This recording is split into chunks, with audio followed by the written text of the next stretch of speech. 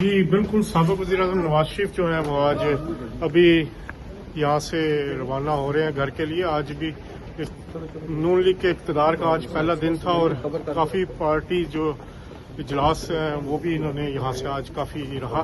और अगर हम देखें तो असल जो मामलात हैं मुस्लिम लीग नून के, उस हवाले से भी आज ये चीज़ें आपको नज़र आती हैं कि आज नून लीग के नवाज शरीफ जो है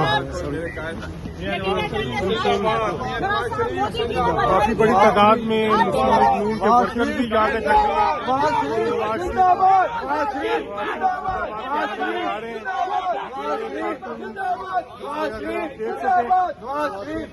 बड़ी तादाद में यहाँ पे बाहर इनके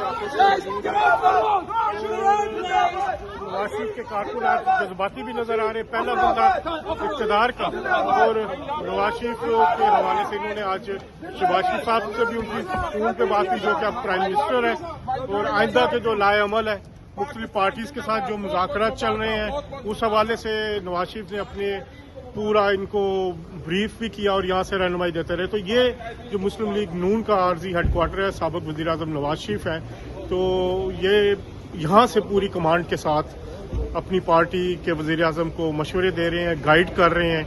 तो एक इम्पॉर्टेंट पहला दिन, और हम ये कह सकते हैं कि आने वाले दिनों में भी नवाज शरीफ जो है वतन वापसी का तो फैसला उन्होंने कर लिया है। कब जाना है इस बारे में जो तफसीलात है वो तय की जा रही हैं।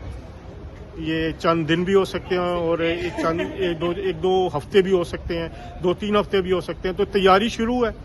पहले मरहले में इसहाक डार साहब पाकिस्तान आ रहे हैं और उसके बाद साबिक़ वज़ीर-ए-आज़म नवाज शरीफ जो हैं वो आपको पाकिस्तान में नजर आएंगे। बड़े अहम फैसले जो हैं यहाँ से लंदन से ही होने जा रहे हैं और तफसीलात जो हैं उनकी वापसी की वो तय की जा रही हैं। तो साबिक़ वज़ीर-ए-आज़म आज पूरा दिन यहाँ पे मसरूफ रहे।